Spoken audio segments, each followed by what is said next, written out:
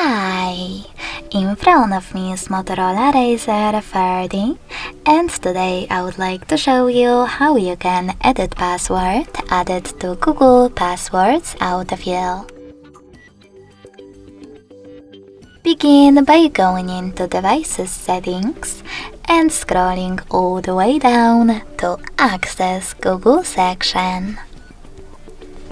Then click on Autofill, Autofill with Google, and Google Password Manager. Finally, just click on one of your passwords that you wish to edit, in my case my Facebook one, and enter your current login method.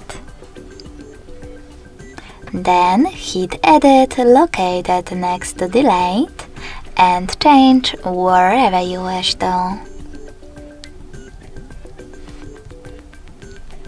Lastly, hit Save at the top right corner. So when I do that, as you can see, my password has changed.